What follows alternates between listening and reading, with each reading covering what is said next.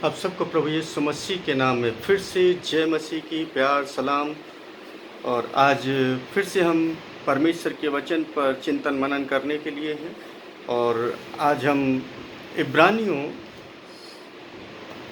4 बाब और उसके 12 और 13 पद पर हम थोड़ा सा चिंतन करेंगे। यहाँ पर लिखा है, जो कि आप सब उसको बार बार ना पढ़े होंगे और आपको स्मरण भी रहता होगा, क्योंकि परमेश्वर का वचन जीवित, प्रबल और किसी भी दुधारी तलवार से तेज है। वह प्राण और आत्मा, जोड़ों और गूदे दोनों को आर पार भेदता और मन के विचारों तथा भावनाओं को परखता है।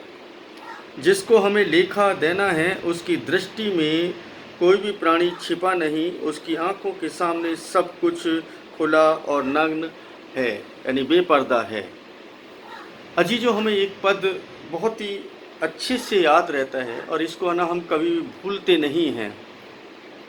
अक्सर जितने लोग प्रभु परमेश्वर में यकीन करते हैं, खुदा में यकीन करते हैं, उनको याद रहता है कि जो परमेश्वर का जो वचन है, ये जो कलाम है, ये दुधारी तलवार से भी ज़्यादा तेज है। और हम इसको ज़बान पर तो लेकर के आते हैं, लेकिन वास्तव में इसको अमल में लाना बहुत ज़रूरी है। इसको समझने की आवश्यकता है कि वास्तव में ये वचन कहता क्या है। वो स्पष्ट कहता है कि वह प्राण और आत्मा, जोड़ों और गूदे दोनों को आर पार भेदता और मन के विचारों तथा भावनाओं को परखता है। यानी कि वो छेदता ही नहीं है, बल्कि परखता भी है, मन के विचारों को भी परख लेता है। जब आप वचन को पढ़ते हैं तो आपके विचार जो हैं वो परमेश्वर के सामने खुले हो जाते हैं, क्योंकि आप जो पढ़ रहे हैं उससे आपके जीवन में होने वाली क्रियाएं जो हैं वो स्पष्ट हो जाती है। और आपको और मुझको ये बात पता चल जाता है कि मैं कहाँ पर गलती कर रहा हूँ और मैंने कौन सी बात गलत तरीके से की है। इसका अंदाज़ा हमें हो जाता है। लेकिन फिर भी मनुष्य क्या है कि अपने आप को धोखा देता रहता है कि मैं कुछ भी गलत नहीं कर रहा हूँ। अजी जो मैं नहीं कहता कि इस पृथ्वी पर रह करके आप या मैं या इस पृथ्वी का कोई भी प्राणी पूरी तरीके से शुद्धता, पवित्रता, धार्मिकता के साथ जीवन को अपने जीवन भर जी सकता है, लेकिन उसके लिए प्रयास जरूर कर सकते हैं। हम लोग प्रयास कर सकते हैं, हम लोग ना उसके लिए कोशिश कर सकते हैं कि हम अपने परमेश्वर की इच्छा के अनुसार अपने जीवन को व्यतीत करें। और ये बहुत ही ज़रूरी है, क्योंकि जिससे हमें लेखा देना है उसकी दृष्टि में कोई भी प्राणी छिपा हुआ नहीं है, एक भी मनुष्य छिपा हुआ नहीं है जिसको हमें लेखा देना है। आप और मैं ये ना भूलें, क्योंकि मेरा और आपका एक दिन न्याय होने वाला है, जो कि हम इस दुनिया के अंदर देख रहे हैं, दुनिया के वातावरण को देख रहे हैं, दुनिया की हलचल को देख रहे हैं, दुनिया की में होने वाली घटनाओं को घटित होते हुए देख रहे हैं। उसके अनुसार तो हमें ऐसा लगने लगा है कि शायद प्रभु के न्याय का दिन बहुत करीब आ गया है, बहुत नज़दीक आ गया है। और उस दिन में अगर प्रभु हमारा इंसाफ करने के लिए होगा, क्योंकि जब हमें ही खड़ा होना है, हमें है ना जवाब देना है, हमें बोलना है, हमारे ऊपर एक मुकदमा चलाया जाएगा परमेश्वर की तरफ से। और क्या हम उसके समक्ष खड़े रहने के योग्य हैं, और जिसको हमें लेखा देना है, यानी कि हमने अपने जीवन में क्या किया, क्या नहीं किया, यानी लेखा देना है, हमें हिसाब किताब देना है एक दिन, जब परमेश्वर के समक्ष हम होंगे। और उस हिसाब किताब को देने के योग्य हम हैं। वो है ना उस दिन जांचेगा, परखेगा, क्या हमने अच्छा किया, क्या बुरा किया, कौन से भलाई के काम किए, कौन से नम्रता के काम किए, कौन से दया के काम किए, कौन से है ना हमने वो कार्य किए जो धार्मिकता में गिने जाते हैं। और है ना वो ये भी देखेगा कौन से हमने बुरे कर्म किए, कौन सी चोरी की, लालच किया, कौन सा है ना हमने ईर्ष्या रखी, द्वेष रखा, किसी के है ना वस्तु को हड़प लिया। यानी ये सब है ना जो है वो हमारा उस दिन ना परखा जाएगा। और ये न्याय है ना का समय आ ही गया है। इस पृथ्वी पर भी परमेश्वर न्याय करेगा और आने वाले युग में भी है ना हमें उसका प्रतिफल मिलने वाला है। यानी इस पृथ्वी पर ही प्रतिफल मिलेगा और आने वाले युग में जब परमेश्वर के समक्ष हम खड़े होंगे, जब हमारा अंतिम न्याय होगा जिसको हमें लेखा देना है, उसके समक्ष जब हम जाएंगे तो भी हमारा ना एक हमारा निर्णय होगा कि हमें कहाँ पर वो रखेगा। अभी हमें निर्धारित करना है कि हमें जाना कहाँ पर है, स्वर्ग में जाना है या नरक में जाना है, हमें परमेश्वर के साथ रहना है या शैतान के साथ अपने जीवन को इस जीवन को जीना है, इस दुनिया के अंदर भी और आने वाले वक्त में भी उस शैतान के साथ ही हमें 1000 वर्ष की उस नरक कुंड में है ना जलना और झुलसना होगा। तो कहने का मतलब है कि जिसको हमें लेखा देना है, जिसको हमें लेखा देना है उसके सामने सब कुछ बेपर्दा है, हम उससे कुछ नहीं छुपा सकते। हम है ना यशायाह नबी की पुस्तक के अंदर एक बात को पढ़ते हैं, मुझे याद आ रहा है और मैं उस पर पढ़ूं। यशायाह 29 के अंदर है ना इस तरीके से लिखा है, मैं आप लोगों के लिए पढ़ देता हूं। यशायाह 29 और उसके 15 और 16 पद के अंदर, हाय उन पर जो अपनी योजनाओं को यहोवा से छिपाने का हर प्रयत्न करते हैं। यानी हाय है उन लोगों पर जो अपनी योजनाओं को किससे छिपाने का प्रयत्न कर रहे हैं, परमेश्वर से छिपाने का प्रयत्न कर रहे हैं। लोग है ना परमेश्वर से भी छुपाते हैं अपनी योजनाओं को, क्योंकि ये उनको लगता है कि शायद हम उससे छुपा सकते हैं, लेकिन ऐसा होता नहीं है। क्योंकि अभी हमने पढ़ा है इब्रानियों 4 के अंदर क्या पढ़ा है कि उसके सामने तो सब कुछ बेपर्दा है। उसको और ये उसका जो वचन है वो हमारे विचारों को जानता है, समझता है। जब हम पढ़ते हैं तो हमारे विचारों को प्रत्यक्ष रूप में लेकर के आ जाता है, इसलिए हमें मालूम भी चल जाता है कि हम कहाँ गलती कर रहे हैं। ये परमेश्वर के सामने सब कुछ खुला है, लेकिन फिर भी मनुष्य जो है वो गलती पर गलती करता चला जाता है, छिपाने का प्रयत्न करता है। और जिनके कार्य अंधेरे में होते हैं, यानी कि वो कार्य जो है अंधेरे में होते हैं, छुप कर के होते हैं। हम है ना बड़ा धर्मी दिखाते हैं अपने आप को, बहुत ज़्यादा धार्मिकता में जीवन को ना जी रहे हैं हम लोग तो, और ये हमसे ज़्यादा धार्मिक व्यक्ति कोई नहीं है, वो हमसे ज़्यादा प्रार्थना करने वाला व्यक्ति कोई नहीं है, हमसे ज़्यादा है ना मतलब बाइबल को पढ़ने वाला कोई व्यक्ति नहीं है। देखो हम कितने बड़े बड़े काम है ना कर रहे हैं प्रभु के लिए। यानी कि हम लोगों को दिखाने के लिए है ना काम कर रहे हैं, लेकिन परमेश्वर को जिसको हमें लेखा देना है, जिसके समक्ष हमें जाना है, उससे तो कुछ भी छुपा नहीं है। अंधेरे में क्या काम कर रहे हैं वो पता नहीं है लोगों को, पर लेकिन परमेश्वर को पता है, हमें पता है। अपने बारे में, हमारे बारे में, स्वयं के बारे में केवल 2 लोग जानते हैं, या तो परमेश्वर जानता है या हम जानते हैं कि हम कितना सही हैं या गलत हैं।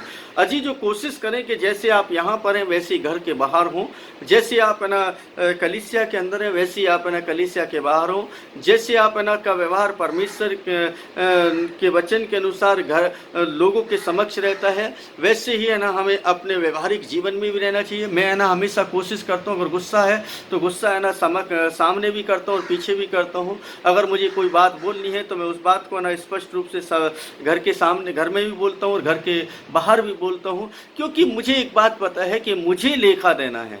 मुझे कोई मेरे साथ नहीं जाएगा इस दुनिया में, जैसे मैं जब जाऊंगा तो कोई नहीं जाएगा, उसी तरीके से आपके साथ भी कोई नहीं जाने वाला है। एक दिन आने वाला है जब वो न्याय करेगा, और न्याय करने के लिए जब वो आएगा तो हमारे कर्मों के अनुसार, हमारे कामों के अनुसार वो है ना हमारा न्याय करेगा। तो अब सोचें, विचार करें कि हम है ना अपनी योजनाओं को, जो है ना हमारे पास में बुरी योजनाएं, जो लालच की हैं, जो है ना धोखा देने की है, जो बुराई करने की है, वो जो योजनाएं हम है ना बनाते रहते हैं, उन योजनाओं को हम कितना छुपाने की कोशिश करते हैं, लेकिन वे छिपती नहीं है, उजागर हो जाती है। कुछ समय के बाद पता चल जाता है कि क्या सही है क्या गलत है। लेकिन जो सही लोग होते हैं वो उस बात की परवाह नहीं करते। एक दिन ना आता है जो सच्चाई है वो थोड़े समय के बाद में समझ में आती है, क्योंकि झूठ जो है, जो बुराई जो है, वो बहुत ही तेज़ी के साथ है ना बलवा करती है और नहीं कि बहुत शोर मचाती है। जो बुराई जो है वो शोर मचाती है, लेकिन जो भलाई है वो शांति के साथ होती है, उसका है ना पता नहीं चलता। और बुराई के काम जितने भी हैं वो समक्ष शोर मचा करके किए जाते हैं, ताकि लोग उसको सच मान लें, लोग उसको समझ लें कि हाँ वास्तव में यही बात सही है। लेकिन उसके कुछ समय पश्चात जब वो घटनाएं घटित होती रहती है तो वो योजनाएं, वो प्लानिंग, वो सब कुछ है ना स्पष्ट हो जाता है कि क्या सही है क्या गलत है। इस दुनिया के अंदर लोग जो हैं वो परोस रहे हैं जो लगता है कि हाँ बस है ना मेरी है ना झांसे में लोग आ जाएंगे। लोग अपने स्वार्थ के लिए न जाने कौन कौन सी योजनाएं, कौन कौन सी युक्तियां बना करके बैठे हुए हैं, केवल और केवल अपने स्वार्थ के लिए। परमेश्वर के प्रति कोई है ना धारणा नहीं है उनकी, परमेश्वर के प्रति कोई है ना जिम्मेदारी नहीं समझ रहे। वो सोच रहे कि हम है ना सिर्फ लोगों को है ना ऐसा बोल देंगे और ऐसा करेंगे तो है ना वो हमारी बात को मान लेंगे, और लोग है ना जो है भ्रमित भी हो जाते हैं और वो आ भी जाते हैं। लेकिन एक बात ना भूलें मेरे अजीजों, चाहे भाई हैं, बहन हैं, विश्वासी हैं, बच्चे हैं, बुजुर्ग हैं, चाहे वो प्रचारक हैं, चाहे वो शिक्षक हैं, चाहे वो भविष्य वक्ता है ना जो अपने आप को कहते हैं वो हैं, कोई भी क्यों ना हो, हम परमेश्वर के समक्ष अपनी योजनाओं को नहीं छुपा सकते, क्योंकि उसके सामने सब कुछ बेपर्दा है। निस्वार्थ भाव से आप सेवा करें, चाहे वो है ना पारिवारिक सेवा कर रहे हैं, चाहे आप है ना कलीसिया की सेवा कर रहे हैं, चाहे आप अपनी नौकरी में सेवा कर रहे हैं, चाहे अपने व्यापार में सेवा कर रहे हैं। एक ऐसी भावना से करें कि मुझे सिर्फ करना है, उसका प्रतिफल परमेश्वर अपने आप दे देगा। लेकिन जब आप प्रतिफल पाने के लिए एक योजना बनाते हैं और उस योजना को ना छुपाते हैं लोगों से, कि आपके अंदर कहीं ना कहीं इंटेंशन होता है, वो लालच होता है, उस लालच के अंदर आप है ना योजना तैयार कर रहे होते हैं, वो योजना नहीं होनी चाहिए। आपको है ना परमेश्वर प्रतिफल देगा ना, आपके कर्मों का प्रतिफल देगा। जो बो रहे हैं उसका ना उसको काटेंगे, उसकी फसल काटेंगे, ये अवश्य है। तो यहाँ पर क्या अंधेरे में होते हैं और कहते हैं कि हमें कौन देखता है अथवा हमें कौन जानता है, और है ना हम अपने आप कह रहे हैं यार किसी को पता नहीं चलेगा, कोई बात नहीं, कोई नहीं जानता है, कोई नहीं देख रहा है, चलो ये तो सब है ना चल जाएगा। उसको क्या पता, वो तो है ना वहाँ पर बैठा है। उसके आगे वो कहता है तुम सब कुछ उलट फेर कर देते हो, यानी कि यशायाह नबी कहते हैं तुम सब कुछ उलट फेर कर देते हो, क्या कुम्हार मिट्टी के तुल्य गिना जाए। यानी कुम्हार जो है मिट्टी के तुल्य गिना जाए, यानी जो हमारा उसको आगे ना हम पढ़ेंगे तो ना थोड़ा सा क्लियर किया है। क्या बनाई गई वस्तु अपने बनाने वाले के विषय कहे कि उसने मुझे नहीं बनाया, क्या रची गई वस्तु अपने रचने वाले के विषय में कहे कि वह कुछ नहीं जानता है। यहाँ पर यशायाह नबी स्पष्ट एक बात को बताते हैं, क्या कुम्हार को मिट्टी के तुल्य समझा जाएगा। बहुत ही गंभीर बात है ये, इसको समझ लें। क्या कुम्हार को मिट्टी के तुल्य, मिट्टी के समान समझा जाएगा। ना भूलें बाइबल बताती है कि हम मिट्टी हैं और वो कुम्हार है। वो खुदा, वो परमेश्वर हमारा कुम्हार के जैसे है। जैसे कुम्हार एक बर्तन को बनाता है, ठीक उसी तरीके से उसने हमें बनाया है। क्या बनाने वाले से कुछ भी चीज़ ना हम छुपा सकते हैं। वस्तु को बनाने वाले के विषय में कहें कि वो मुझे नहीं बनाया, हम ये कहें कि उसने मुझे नहीं बनाया, मैं ना अपने आप से बना दूंगा, मैं ये सब काम कर लूँगा, मैं ऐसा कर दो क्योंकि मैं ना कर सकता हूँ, ऐसा नहीं। क्या रचने वाले के विषय में कहें कि वह कुछ नहीं जानता, यानी कि उसके वजह को वो कुछ नहीं जानता है, हम ऐसा बोल सकते हैं। अजीजों, बिल्कुल आप इस बात को समझ लें कि हम में से कोई भी शख्स उस खुदा से कुछ भी छुपा नहीं सकता, उस परमेश्वर से कोई छुपा नहीं सकता। जो कुछ भी है सब कुछ बेपर्दा है उसके सामने। हमें हमारी योजनाएं, हमारे विचार, हमारी सोच, हमारे कार्य, हम चाहे कितनी भी है ना अंधकार में कर लें, लेकिन उसके सामने सब कुछ बेपर्दा है। लोग स्वार्थ के लिए परमेश्वर को भी इस्तेमाल कर लेते हैं। परमेश्वर स्वार्थ के लिए नहीं है, परमेश्वर प्रेम करने के लिए कि उसने हमें बनाया, इसलिए हमें उससे प्रेम करना है। हम अपने प्रेम को प्रदर्शित करें उसके प्रति, हम अपने भावनाओं को प्रदर्शित करें उसके प्रति कि वो कितना महान परमेश्वर है। और ये कभी ना भूलें कि हमें वो देख रहा है, उसके सामने सब कुछ बेपर्दा है, नग्न है। हम चाहे 7 तालों में, 7 समुद्र के नीचे, पानी के नीचे चले जाएं तो वो हमें वहां पर भी देखता है। दाऊद नबी इस तरीके से अपने बयान में कहते हैं, भजन संहिता 139 के अंदर वो है ना बहुत ही महत्वपूर्ण तरीके से ना एक एक बात को ना बताते हैं। हम भूल जाते हैं कि परमेश्वर कौन है, परमेश्वर क्या है, परमेश्वर कैसे काम करता है, कैसे कर सकता है, कितना बड़ा परमेश्वर है। मैं हालांकि भजन संहिता 139 पूरा है ना बहुत अच्छा है, उस पर है ना चर्चा करेंगे बीच में कभी, लेकिन समय का अभाव रहता है, इसलिए हम थोड़ा सा ना कुछ ही पदों को ना देखना चाहेंगे। तो वहाँ पर है ना दाऊद कहते हैं, मैं तेरे आत्मा से भाग कर कहाँ जाऊं, अथवा तेरी उपस्थिति से कहाँ भागूं। परमेश्वर से एक सवाल कर रहे, मानो मैं कहाँ जाऊं, कौन सी वो जगह है जहां मैं भाग जाऊं, जहां पर मैं छिप जाऊं। मतलब कोई तो जगह मुझे नजर नहीं आती, लेकिन हमें तो नजर आने लगती है, हमें तो नजर आती है ना।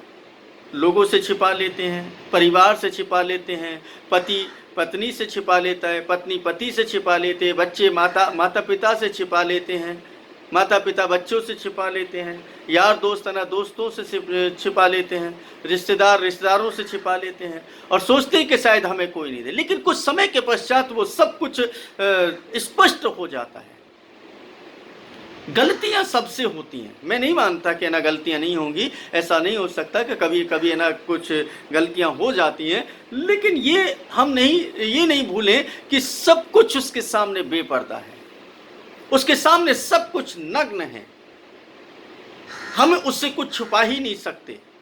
और जिस दिन आप और मैं इस तरीके से परमेश्वर को समझने लगेंगे कि मुझे वो हर वक्त, हर पल, हर घड़ी, हर जगह पर वो देख रहा है, तो समझ लें कि वो परमेश्वर हमारे लिए अद्भुत काम कर सकता है। हमें हर एक मुश्किल से वो बचाता है, हर एक मुश्किल की घड़ी में वो हमारे साथ रहता है। ये बोलते हैं हम लोग, हर एक वस्तु को हमें वो देता है, हमारे खाने का ध्यान रखता है, हमारे पहनने का ध्यान रखता है, हमारे अच्छे स्वास्थ्य का ध्यान रखता है, हमारे रहने का ध्यान रखता है, सब कुछ रखता है वो। लेकिन हम क्या कहते हैं, नहीं, वो कुछ नहीं करता है, कर सकता है, हम करेंगे, जो कुछ करना है हमें करना है। करना तो आपको ही है, वो कराएगा भी आपके द्वारा, लेकिन अपनी इंटेंशन को सही रखें, अपनी विचारधारा को सही रखें। और वो विचारधारा क्या है कि आप इस बात से अनभिज्ञ ना रहें कि जो भी कुछ आप कर रहे हैं वो परमेश्वर देखता है, उसके सामने सब कुछ बेपर्दा है, कुछ भी छिपा नहीं सकती। दाऊद कहते हैं, मैं तेरे आत्मा से भागकर कहां जाऊं, अथवा तेरी उपस्थिति से कहां भागूं। ओ, कितनी गंभीर बात। परमेश्वर की आत्मा से कहां भागूं।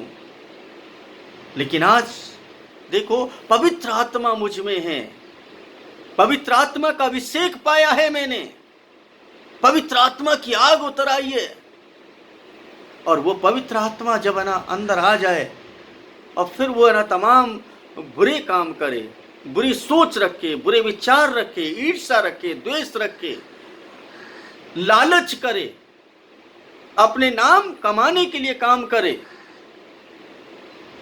तो वो पवित्र आत्मा कहां है? कैसा आत्मा है? हम लोगों से छुपा रहे हैं, लोगों को ना गुमराह कर रहे हैं। अजीजों, इस दुनिया से मुझे और आपको जाना है, नहीं मालूम कि हम लोग है ना कब जाएंगे। हो सकता है कि आज, हो सकता है 10 साल 20 साल के बाद, नहीं मालूम है, कोई 50 साल के बाद, लेकिन जाना तो सभी को है। सभी को ना हिसाब किताब देना पड़ेगा। तो हमें इस बात का अंदाजा होना चाहिए कि उसके सामने सब कुछ बेपर्दा है और हम उससे कुछ छुपा नहीं सकते, अपनी योजनाओं को नहीं छुपा सकते, कुछ नहीं छुपा सकते। हम उसको ये नहीं कह सकते कि तू कुछ नहीं जानता है, वो सब कुछ जानता है। परमेश्वर से हम कुछ भी छुपा ही नहीं सकते। उसके बाद हम एक आध पद और पढ़ दे। यदि मैं आकाश पर चढ़ जाऊं तो तू वहां है, यदि मैं अपना बिछौना अधोलोक में बिछा लूं तो तू वहां पर है। उसका 8वां पद कहता है, यदि मैं आकाश पर चढ़ जाऊं तो तू वहां है, यदि मैं अपना बिछौना अधोलोक में बिछा लूं तो देख तू वहां पर भी है। मतलब कहां पर छुपूं मैं? लेकिन हम तो छुपे हुए हैं। हम तो ना कोशिश कर रहे हैं कि ना परमेश्वर हमें देख ही नहीं रहा है, परमेश्वर हमें जानता ही नहीं है, क्योंकि लोगों से छुपा रहे हैं ना। हम लोग जो भी काम कर रहे हैं लोगों से छुप करके कर रहे हैं।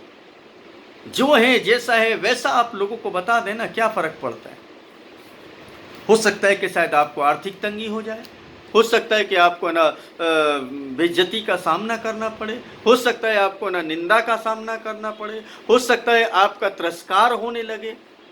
लेकिन ना भूलें, ये सब कुछ जितने लोगों ने सहा है इस पृथ्वी पर, उतने उन्हीं लोगों की परमेश्वर ने सहायता की है। उन्हीं लोगों को परमेश्वर ने वो स्थान दिया है जिस स्थान को आप और मैं या कोई भी व्यक्ति जबरदस्ती छीनने की कोशिश करता है,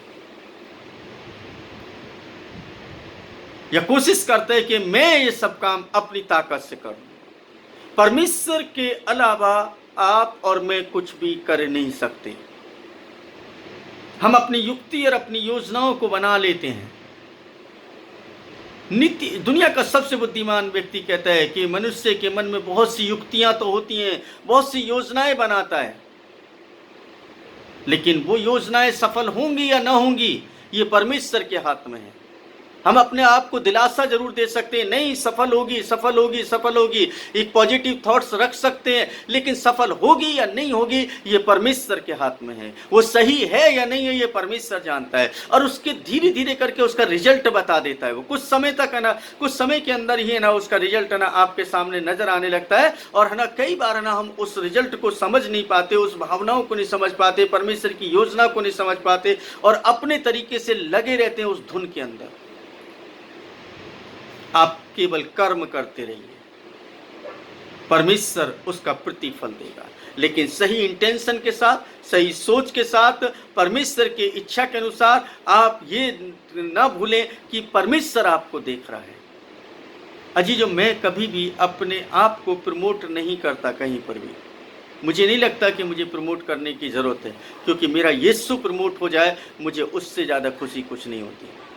और मैं चाहता हूं कि आप लोग ऐसी संदेश अगर आप दे सकते तो दें और लोगों तक पहुंचाएं।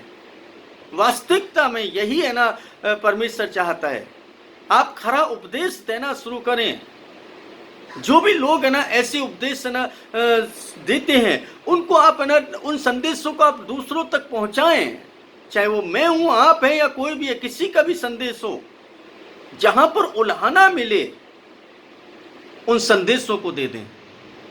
लोग कहते हैं नहीं मेरी है ना मेरे संदेश को, तो मैं कहता हूं किसी का भी ऐसा संदेश हो जो उल्हाना दे, जो आपको कूदे कूदे को ना छेद दे, आपके मन के विचारों को ना वो क्या करें जांचना शुरू कर दे। ऐसे संदेशों को सुनना पसंद करें आप। उन संदेशों पर, क्योंकि जहां पर लीपा पोती वाले संदेश हैं, जहाँ पर केवल है ना आपको सिर्फ वही बातें है ना वो बताई जाएं, या वो बातें दी जाएं जिन बातों से आपका मन आनंदित हो, कथा कहानियों की तरह कैसे बताया जाए, जहाँ पर आपको एक बंदूक की गोली के जैसे है ना आपको चुभने लगे, नस्तर के जैसे चुभने लगे, समझ लो कि वो परमेश्वर की वाणी हो सकती है, चाहे वो किसी के भी द्वारा हो। मैं हमेशा कहता हूं कि वैसे ऐसे संदेशों को सुने। यहां पर आज जो हम पढ़ रहे हैं ये क्या है? हमें छेदने वाला है, दुधारी तलवार है, मानो मुझे भी छेद रही है और आपको भी छेदेगी।